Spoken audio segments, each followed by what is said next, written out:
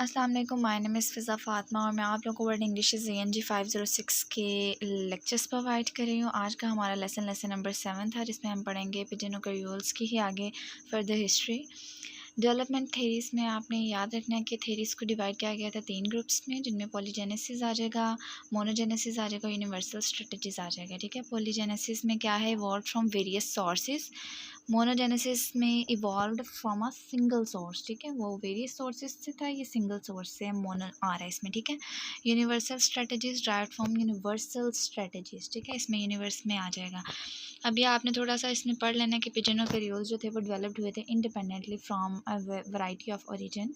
Similarities due to shared circumstances of origin. Shared circumstances of origin में हमारे पास क्या आ रहा है, need for communication for the purpose of trade. वही जो हम पीछे बातें शेयर करके आए हैं कि ट्रेड के पर्पज़ के लिए और बाकी चीज़ों के लिए, यानी कि उसी की फर्दर हिस्ट्री बताई गई है। आप लोग इन्हें खुद भी पढ़िएगा, आप लोगों को समझ आ जाएगी। देन जी हमारा फर्दर जो है वो नॉटिकल जार्गन थ्योरी आ रहा है। इसमें आप लोगों ने सिंपल एक MCQs के तौर पर आपको ये आ सकता है कि possible influence of nautical jargon noted by the American linguist John Reinecke in 1938। ठीक है, ये आपने याद रखना है। उसके बाद ships had crews from different nationalities developed from a shipboard lingua franca. ठीक है, द लिंगा फ्रैंका नोटा। अच्छा, ये देखें, ये जो सारा है ये इतना इंपॉर्टेंट नहीं है, आप लोग करेक्टरिस्टिक्स इसके पढ़ लीजिएगा, क्योंकि इस वाले लेसन में जो है वो बेबी टॉक थ्योरी एक लेसन जो है, एक थ्योरी है, ये बहुत ज़्यादा इंपॉर्टेंट है। नॉटिकल जार्गन थ्योरी बहुत कम रिपीट होती है, लेकिन अगर रिपीट हो तो आप लोगों के पास कॉन्सेप्ट होना चाहिए।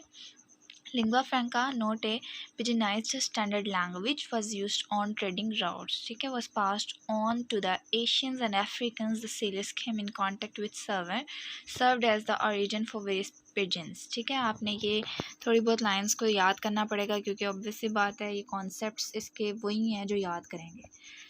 एग्जाम्पल्स हैं, देख लीजिएगा। एग्जाम्पल्स ऐसे सच बहुत इंपॉर्टेंट नहीं है, ये आ जाए यहाँ पर। अब मोनोजेनेसिस थ्योरी में, इसमें ये मोनोजेनेसिस में आपने पहले पोलीजेनेसिस के बारे में पढ़ना है। पिजन ओक्यूल्स are European language based newly created in different places, यानी कि मुख्तलिफ प्लेसेस में जो है ये एक न्यूली टर्म्ड है। और मोनोजेनेसिस की ओरिजिनेटेड हुई है फ्रॉम अ सिंगल सोर्स। ठीक है, एफ्रोजेनेसिस हाइपोथेसिस में प्रेजेंट की थी ये किसने, बाय MC रोटर इन 1995।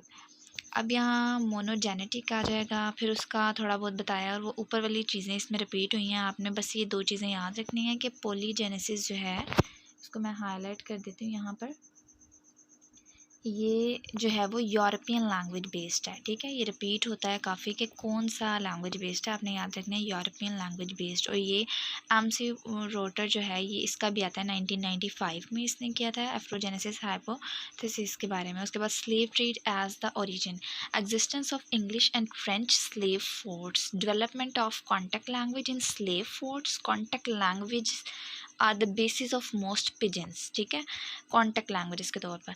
और एविडेंस फॉर द हाइपोथेसिस में ये इतना ऐसा इंपॉर्टेंट नहीं है। वो जो ऊपर ये आपने slave trade as the origin, ये भी याद रखना है कि उनका भी क्या ओरिजिन था और किस तरह से वो। उसके बाद जी अगला हमारा आ जाएगा ये बेबी टॉक थ्योरी, जो कि इसमें बहुत ज़्यादा इंपॉर्टेंट है। ये ओरिजिन देखें इसका, proposed by 1876 in 1876 by Charles Leyland, और कंसिडर्ड की गई थी the earliest pigeon generation theory. ठीक है, यानी कि बच्चे जो हैं वो किस तरह लैंग्वेज सीखते हैं, किस किस स्टेज से वो गुज़रते हैं, और किन कम्युनिटीज़ में जो है वो कौन से प्रोसेस के थ्रू गुजरते हैं। तो सब कम्युनिटीज़ में एक जैसा ही होता है, हर जगह पर एक जैसा ही प्रोसेस जो होता है बेबीज़ के लिए होता है कि वो एक ही प्रोसेस से होकर लैंग्वेज सीख कर आते हैं।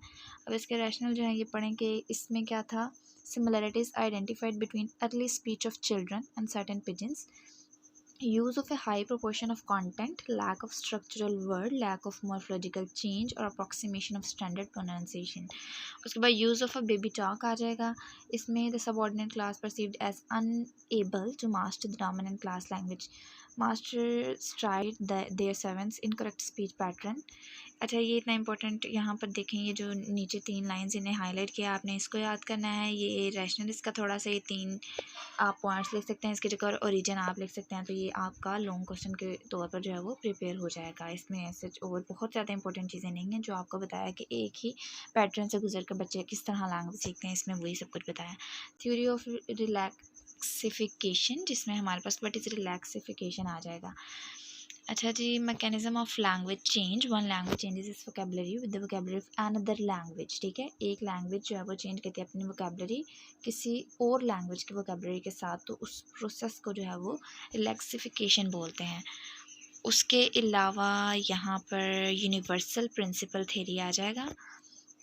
यूनिवर्सल प्रिंसिपल थ्योरी जो है इसको भी थोड़ा सा डिस्कस कर लें। हमने ऊपर 3 पार्ट्स पढ़े हैं, ठीक है, जिसमें सबको थोड़ा थोड़ा डिस्कस किया है। अब लास्ट पॉइंट क्या है जी, यूनिवर्सल प्रिंसिपल्स थ्योरी।